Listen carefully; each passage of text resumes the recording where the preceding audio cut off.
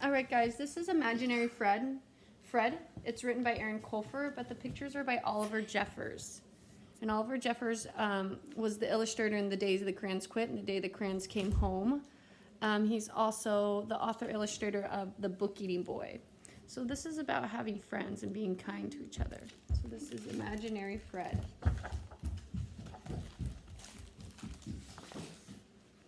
Headaches are a pain. A bee sting hurts even more. But there's one thing that's worse than getting stung on the head by a bee on a rainy day, and that is loneliness. Being alone is no fun. The first 5 minutes are okay, but it's downhill from there. And if you're alone, you're alone. It's not as if you can wish a friend to like. Usually this is true. You can wish and wish until your hair stands on end, but no imaginary friend will appear unless the conditions are just right, and if you add a little electricity or luck or even magic, then an imaginary friend might appear just when you need one. An imaginary friend like Fred. Fred floated like a feather in the wind until a lonely little child wished for him. Fred was always happy to be summoned, and he tried really hard to be the best imaginary friend he could be. He dressed up, he dressed down, he played ball, became the ball, and did whatever else his friend wanted to do without once complaining. But no matter how Fred tried, the same thing happened every time. One day his friend would find a real friend in the real world, a friend who didn't have to be ignored when grown-ups were around. When this day came, as it always did, Fred would feel himself fade.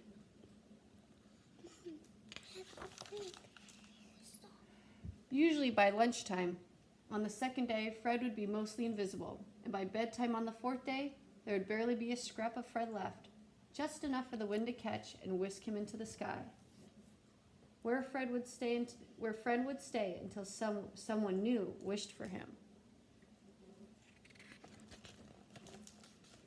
Fred was glad that his friends found other real friends to play with, but sometimes he wished he had a friend who would need him forever. He dreamed of a friend who liked reading music and drama like he did. He imagined them sitting together, reading adventure stories and looking for shapes in the clouds. This was Fred's dream. And one day, a lonely boy called Sam wished hard for a friend when the conditions were perfect. Fred appeared and soon realized that Sam was the friend he'd been dreaming of.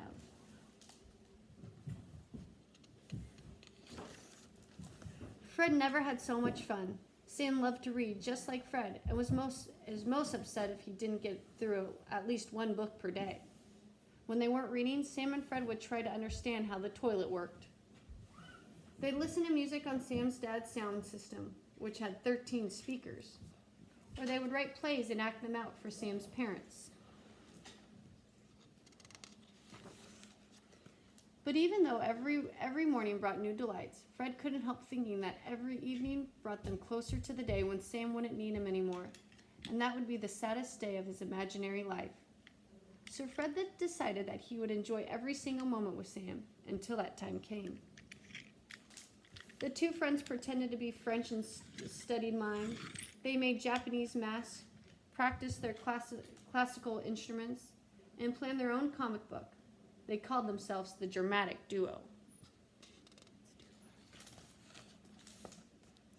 But one day, Sam came home late from a party, and Fred felt nervous, flutters in his imaginary tummy. Was this the beginning of the end? Was he headed back into the sky? Fred checked his arm and thought that maybe he had faded a little already. When Sam came home, he had an exciting look in his eyes, a look Fred had seen before. I made a new friend, Sam told him. She's a girl called Sammy, which is funny because I'm called Sam. She loves to read and has written and illustrated her own comic book series. You're going to love her, Fred. Fred thought he probably would love Sammy if he were able to stay around long enough to meet her. But don't worry, Sam said. Just because I met Sammy doesn't mean I don't need you. You're still my main man. In Fred's experiences, there was only room in his heart for one best friend. I'll always be your friend, Fred said. Just promise that you won't forget me. I promise, said Sam, and he meant it. The next morning, Sam was gone when Fred woke up, and there was a note on his pillow. I'm meeting Sammy to brainstorm our comic book. Back later, your pal Sam. Comic book, thought Fred. That was our idea. Me and Sam. Fred checked his arm again. Definitely fading this time. When Sam came home several hours later, Fred called an emergency meeting of the dramatic duo. Okay, Sam, he said, I want to prepare you for what's coming. In a day or two, I will be disappearing. It's not your fault. It's just that now that you have a real friend, you don't need me anymore. The best thing you can do is let me go without making a scene. Sam did make a scene. He swore he would never let Fred go, but the next day, Sam left the house early again to meet with Sammy, and Fred was left behind. I can see through my hand now, thought Fred. When Sam returned home later that day, he brought Sammy with him. Sammy wore round glasses that made her eyes seem huge. She pulled a cello case behind her on a cart and carried an art bag so she could work on her comic book wherever an idea struck. Sam introduced them. Sammy, meet Fred. Fred, meet Sammy. This is a waste of time, thought Fred. Only people with an imaginary friend can see an imaginary friend. But Sammy stuck her hand out in exactly the right direction and said, Pleased to meet you, Fred. Fred was surprised. He had never been visible to two people before. He shook Sammy's hand.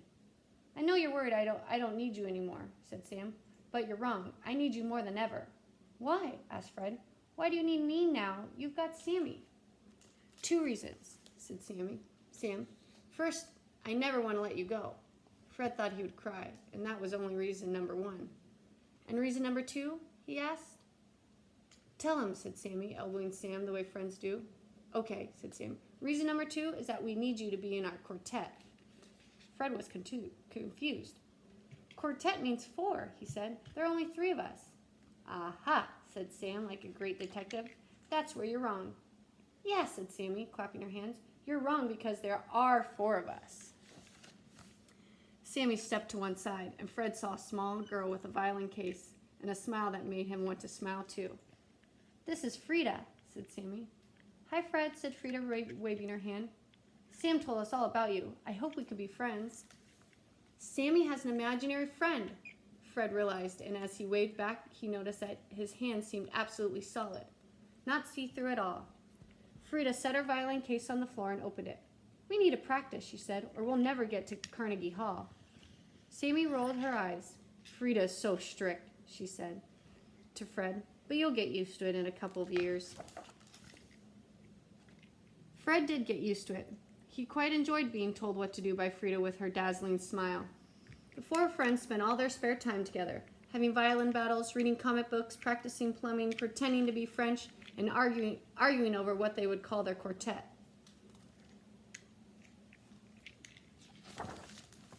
They eventually settled on the Quarreling Quartet, which they all agreed was a perfect name.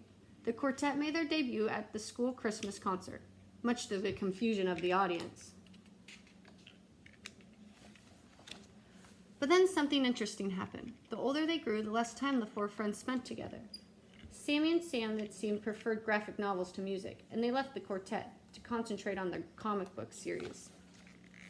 Carnegie Hall was eventually played, not as a quartet, however, but as a duo. Again, much to the confusion of the audience.